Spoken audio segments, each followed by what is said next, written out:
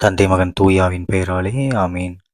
யோவான் எழுதிய நற்செய்தியிலிருந்து வாசகம். அதிகாரம் 4, இறை வசனங்கள் 5 முதல் 42 முடிய. அக்காலத்தில் இயேசு சமாரியாவில் உள்ள சிக்கார் என்னும் ஊருக்கு வந்து சேர்ந்தார். யாக்கோபு தம் மகன் யோசேப்புக்கு கொடுத்த நிலத்துக்கு அருகே அந்த ஊர் இருந்தது. அவ்வூரில் யாக்கோபின் கிணறும் இருந்தது.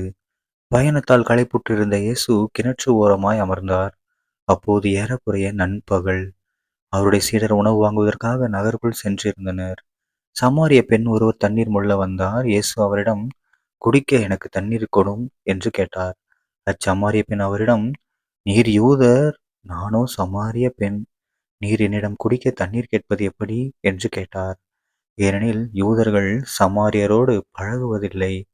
இயேசு அவரை பார்த்து, கடவுளுடைய கொடை எது என்பதையும் குடிக்க தண்ணீர் கொடும் என கேட்பவர் யார் என்பதையும் நீர் அறிந்திருந்தால் நீரே அவரிடம் கேட்டிருப்பீர், அவரும் உமக்கு வாழ்வு தரும் தண்ணீரை கொடுத்திருப்பார் என்றார்.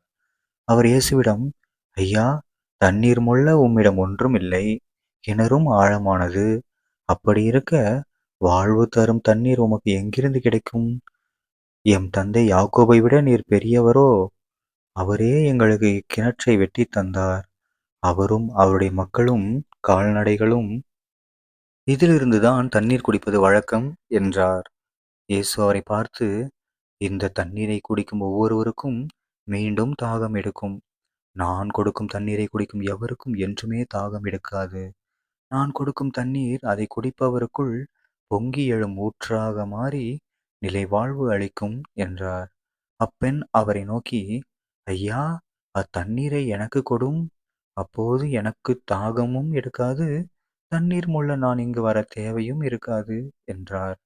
இயேசு அவரிடம், நீர் போய் உம் கணவரை இங்கே கூட்டிக் கொண்டு வாரும் என்று கூறினார். அப்பெண் அவரை பார்த்து, எனக்கு கணவர் இல்லையே என்றார். இயேசு அவரிடம், எனக்கு கணவர் இல்லை என நீர் சொல்வது சரியே. உமக்கு 5 கணவர்கள் இருந்தார்கள் என்றாலும் இப்போது உம்முடன் இருப்பவர் உம் கணவர் அல்ல. எனவே நீர் கூறியது உண்மையே என்றார். அப்பெண் அவரிடம், ஐயா, நீர் ஓர் இறைவாக்கினர் என கண்டுகொண்டேன். எங்கள் முன்னோர் இம்மலையில் வழிபட்டு வந்தனர். ஆனால் நீங்கள் எருசலேமில்தான் வழிபட வேண்டும் என்கிறீர்களே என்றார். இயேசு அவரிடம், அம்மா, என்னை நம்பும் காலம் வருகிறது. அப்போது நீங்கள் தந்தையை இம்மலையிலோ எருசலேமிலோ வழிபட மாட்டீர்கள். யாரை வழிபடுகிறீர்கள் என தெரியாமல் நீங்கள் வழிபடுகிறீர்கள். ஆனால் நாங்கள் தெரிந்து வழிபடுகிறோம். யூதரிடமிருந்தே மீட்பு வருகிறது, காலம் வருகிறது, ஏன் வந்தே விட்டது. அப்போது உண்மையாய் வழிபடுவோர் தந்தையை அவரது உண்மை இயல்புக்கேற்ப உள்ளத்தில் வழிபடுவர்.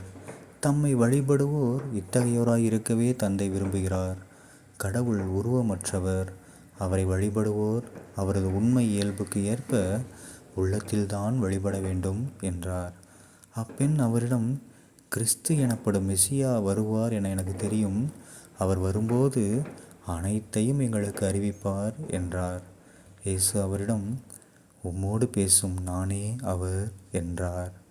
அந்நேரத்தில் இயேசுவின் சீடர் திரும்பி வந்தனர்.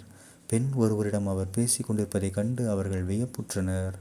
எனினும், என்ன வேண்டும் என்றோ, அவரோடு என்ன பேசுகிறீர் என்றோ எவரும் கேட்கவில்லை. அப்பெண் தம் குடத்தை விட்டுவிட்டு ஊருக்குள் சென்று மக்களிடம், நான் செய்த எல்லாவற்றையும் என்னிடம் சொன்ன மனிதரை வந்து பாருங்கள், அவர் மெசியாவாக இருப்பாரோ என்றார். அவர்கள் ஊரிலிருந்து புறப்பட்டு இயேசுவிடம் வந்தார்கள். அதற்கிடையில் சீடர், ரபி, உண்ணும் என்று வேண்டினர். இயேசு அவர்களிடம், நான் உண்பதற்குரிய உணவு ஒன்று உண்டு, அது உங்களுக்கு தெரியாது என்றார். யாராவது அவருக்கு உணவு கொடுத்திருப்பார்களோ என்று சீடர்கள் தங்களிடையே பேசிக்கொண்டார்கள். இயேசு அவர்களிடம், என்னை அனுப்பியவரின் திருவுளத்தை நிறைவேற்றுவதும் அவர் கொடுத்த வேலையை செய்து முடிப்பதுமே என் உணவு. 4 மாதங்களுக்கு பின்தான் அறுவடை என்னும் கூற்று உங்களிடையே உண்டே. நிமிர்ந்து வயல்வெளிகளை பாருங்கள். பயிர் முற்றி அறுவடைக்கு தயாராய் உள்ளது. அறுப்பவர் கூலி பெறுகிறார். நிலை வாழ்வு பெறுவதற்காக மக்களை கூட்டி சேர்க்கிறார். இவ்வாறு விதைப்பவரும் அறுப்பவரும் ஒருமிக்க மகிழ்ச்சி அடைகின்றனர். நீங்கள் உழைத்து பயிரிடாததை அறுவடை செய்ய நான் உங்களை அனுப்பினேன். மற்றவர்கள் உழைத்தார்கள், ஆனால் நீங்கள் அந்த உழைப்பின் பயனை அடைந்தீர்கள். இவ்வாறு விதைப்பவர் ஒருவர், அறுவடை செய்பவர் வேறு ஒருவர் என்னும் கூற்று உண்மையாயிற்று என்றார். நான் செய்தவை அனைத்தையும் என்னிடம் சொன்னார் என்று சான்று பகர்ந்த பெண்ணின் வார்த்தையை முன்னிட்டு அவ்வூரில் உள்ள சமாரியர் பலர் இயேசுவிடம் நம்பிக்கை கொண்டனர். சமாரியர் அவரிடம் வந்தபோது அவரை தங்களோடு தங்குமாறு கேட்டுக்கொண்டனர். அவரும் அங்கு 2 நாள் தங்கினார். அவரது வார்த்தையை முன்னிட்டு இன்னும் பலர் அவரை நம்பினர். அவர்கள் அப்பெண்ணிடம், இப்போது உன் பேச்சை கேட்டு நாங்கள் நம்பவில்லை, நாங்களே அவர் பேச்சை கேட்டோம், அவர் உண்மையிலே உலகின் மீட்பர் என அறிந்து கொண்டோம் என்றார்கள். ஆண்டவரின் அருள்வாக்கு. கிறிஸ்துவே உமக்கு புகழ். அன்பார்ந்த சகோதர சகோதரிகளே, இன்று தவக்காலம் 3ஆம் வாரம், மார்ச் 8ஆம் தேதி 2026ஆம் வருடம் ஞாயிற்றுக்கிழமை. இன்றைய நற்செய்தியில நம்ம இயேசு கிறிஸ்து என்ன பண்றாரு? ஒரு பெண்ணுக்கு ஒரு அற்புதத்தை நிகழ்த்துறாரு. ஓகேங்களா? அந்த பெண்ணுடைய மனதை மாற்றுகிறார். அது மட்டும் இல்லாம அந்த பெண் மூலமாக என்ன பண்றாரு? பலருக்கும் கடவுளை பற்றிய நற்செய்தியை தெரியப்படுத்துறாரு. சாதாரணமா சொல்லியிருந்தா கூட கேட்டிருக்க மாட்டாங்க. இந்த ஒரு பெண் மூலமாக சொல்லும்போது கேட்டுக்கொண்டாங்க. ஓகேங்களா? அதுவும் பாருங்க, அவங்க என்ன சொல்றாங்க பாருங்க. நாங்க நீ சொன்னப்போ கூட நாங்க நம்பல. ஆனா நீ சொன்னத கேட்டு எங்களுக்கு கொஞ்சம் கியூரியாசிட்டி ஆகி நாங்க போய் பார்த்தோம். அப்ப அவர் பேசுறத கேட்டு நாங்க நம்பிட்டோம். அவர் உண்மையாலுமே மீட்பர் அப்படின்னு. ஓகேங்களா? ஸோ ஒரு பெண் நினைத்தாங்கன்னா நல்ல விஷயத்த பல விதத்துல பரப்ப முடியும். ஓகேங்களா? கடவுளும் அப்படிப்பட்ட பெண்களை தான் கடவுள் தேர்ந்தெடுக்கிறாரு. ஓகேங்களா? ஸோ நாமளும் எவ்வளவோ சிஸ்டர்ஸ்லாம் இருக்காங்க. சர்ச்சில் சிஸ்டர்ஸ்லாம் இருக்காங்க. நீங்க பார்த்துருப்பீங்க. நினைச்சு பாருங்க, அவங்களாம் எவ்வளவு தியாகங்கள் பண்ணி கடவுளுக்காக தன்னுடைய பணியாற்றுறதற்காக, ஓகேங்களா, தன்னுடைய இல்லற வாழ்க்கையை தியாகம் பண்ணி கடவுளுக்கான ஒரு ஆன்மீக வாழ்க்கைக்குள்ள நுழைஞ்சு, ஓகேங்களா, பெண்கள் எவ்வளவோ பண்ணியிருக்காங்க. அது மட்டும் இல்லாம இன்னைக்கு நாம மார்ச் 8 பெண்கள் உலக பெண்கள் தினத்தை நம்ம கொண்டாடுறோம். ஓகேங்களா? ஸோ இந்த நாளில் நம்ம அனைத்து பெண்களுக்கும் பெண்கள் தின நல்வாழ்த்துக்களை சொல்லிக்குவோம். அவங்க எல்லாருக்கும் நாம ஒரு வாய்ப்பு கொடுப்போம்.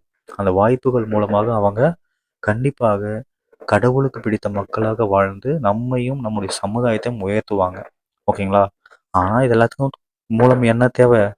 ஏசப்பா கூட இருக்கணும். கடவுள் நம்ம கூட இருந்தா மட்டும்தான் யாரா இருந்தாலும் நம்முடைய வாழ்க்கையை முன்னேற்ற முடியும். ஓகேங்களா? ஸோ இன்றைய நாளில் நம்ம எல்லாரும் ஏசப்பா கிட்ட வேண்டிக் கொள்வோம். நம்முடைய வீட்டில் உள்ள பெண்களுக்காகவும் இந்த நாளில் சிறப்பாக ஜெபிப்போம். சரிங்களா? தந்தை, மகன், தூயாவின் பெயராலே ஆமீன். இயேசுவுக்கே புகழ். இயேசுவுக்கே நன்றி. மரியே வாழ்க. இயேசுவின் ரத்தம் செய்யும். அல்லேலூயா. Praise the Lord.